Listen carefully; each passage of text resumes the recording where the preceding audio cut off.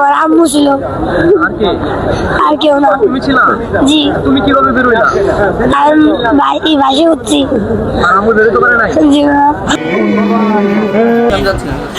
আমার একটা ভাই, আমার আর কোনো ভাই নাই, আমার আর কোনো সন্তান নাই। আমার দৌলতদিয়ার ফেরিঘাটের বাস দুর্ঘটনার বেরিয়ে আসলো সেই বাস চালকের আসল গোপন তথ্য। শেষ পর্যন্ত পুলিশের হাত থেকে কোনো মতেই নিস্তার পেল না সেই ড্রাইভার। এই বাস দুর্ঘটনা ঘটে কিভাবে একসাথে এতগুলো লোকের প্রাণ চলে যায় তার রহস্য জানলে আপনারা রীতিমতো কেঁদে দেবেন। শুধু কি ড্রাইভারের কারণেই এই দুর্ঘটনা হয়েছে নাকি অন্য কোনো রহস্য রয়েছে? তো যাই হোক, ভিডিওতে যাওয়ার আগে সবার কাছে রিকোয়েস্ট করব ভিডিওতে লাইক দিয়ে শেষ পর্যন্ত দেখতে থাকুন। মা হারানোর কতটা ব্যথা নিয়ে একটা শিশু বাচ্চা তার মার জন্য ছটফট করতেছে দৌলতদিয়ার সেই বাস দুর্ঘটনার পর যখন এই শিশুটি তার প্রাণ ফিরে পায় তখন কেঁদে কেঁদে বলে, মা আমাকে জানালা দিয়ে বের করে দিয়েছে কিন্তু মা বের হতে পারেনি, আমি বেঁচে গিয়েছি কিন্তু মা আর বাঁচতে পারেনি। কতটা হৃদয় ছুঁয়ে নেওয়ার মতো একটা কথা। আম্মু ছিল। আর কে?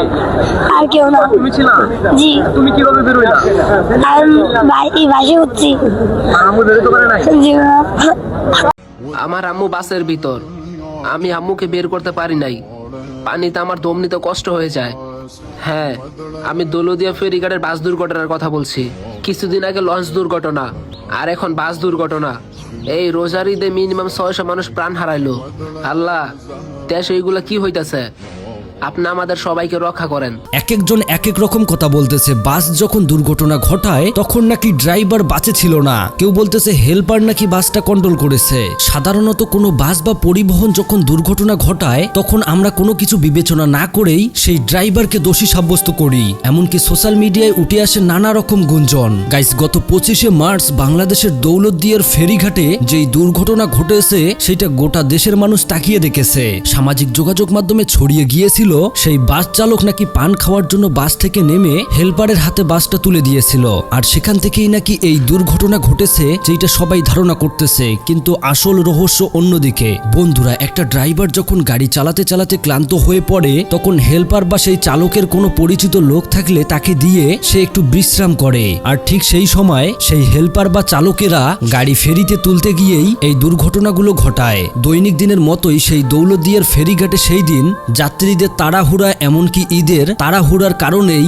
গাড়ি ফেরিতে তোলার পারাপারি করতে গিয়েই এই দুর্ঘটনা ঘটে। আমার চাঁদের মতো ছেলে, আমার ছেলেটা চাঁদের মতো দেখতে, সেই ছেলে নাই হয়ে গেছে।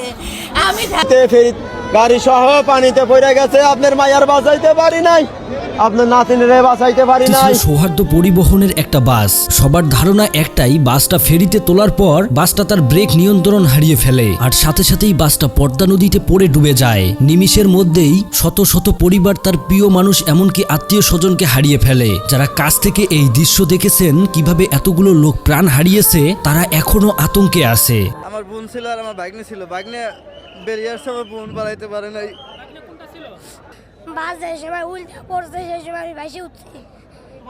হারিয়ে ফেলা এই পরিবারের চিৎকারগুলো শুনলে যেন হৃদয় কেঁপে ওঠে। মানুষের জীবনের কোনো দাম নেই। দুর্ঘটনা হওয়ার পর কয়েক ঘন্টা পর যখন সেখানে প্রশাসন এমনকি ডুবুরি বাহিনী আসে আর তখন যারা গভীর পানিতে গিয়ে নামে, এক একটা পরিবারের নিথর দেহগুলো দেখলেই চোখে পানি চলে আসে। শুধুমাত্র একটি ভুলের কারণেই আজ এতগুলো পরিবার তার কাছের লোকগুলোকে কাছ থেকেই হারিয়ে ফেললো। ইতিমধ্যে সোশ্যাল মিডিয়াতে সবাই যেভাবে ড্রাইভারকে দোষারোপ করতেছে, বলতেছে হেল্পার নাকি গাড়িটা চালিয়েছে, কিন্তু এইটা টোটালি ভুল। বাসটি চালিয়েছে মূল চালক আরমান খান, আর সে ছিল একজন দক্ষ ড্রাইভারই। চালক আরমান খানের বাড়ি হচ্ছে রাজবাড়ী বালিয়াকান্দি উপজেলার পশ্চিম খালখোলা গ্রামে। তার পিতার নাম হচ্ছে আরফ খান, আর সেই ড্রাইভারও সেই বাস দুর্ঘটনায় আর বেঁচে ফেরেনি। কিন্তু কে বা কারা মিথ্যা প্রচার চালাচ্ছে যে চালক নাকি পান খাওয়ার কথা বলে নেমেছে, এমনকি বাস দুর্ঘটনাটা ঘটিয়েছে হেল্পার। তাহলে মূল চালক কিভাবে মারা গেল? যখন সোশ্যাল মিডিয়াতে এই খবর ছড়াছড়ি হচ্ছিল যে আরমান খান মূল চালক পান খেতে গেছিল, তখন আরমান খানের পরিবার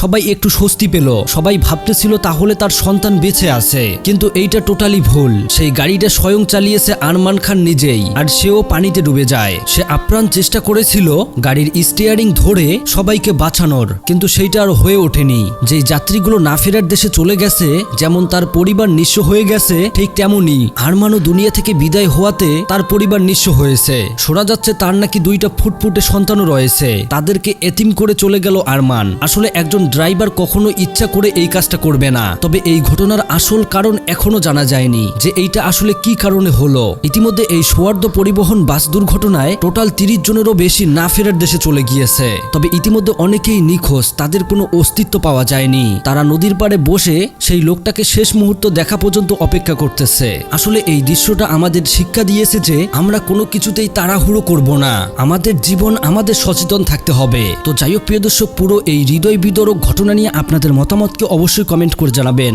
আর হ্যাঁ, সবার কাছে একটাই রিকোয়েস্ট, ভিডিওটি সবার কাছে শেয়ার করে দিবেন। দেখা হবে পরবর্তী কোনো ভিডিওতে। আল্লাহ হাফেজ।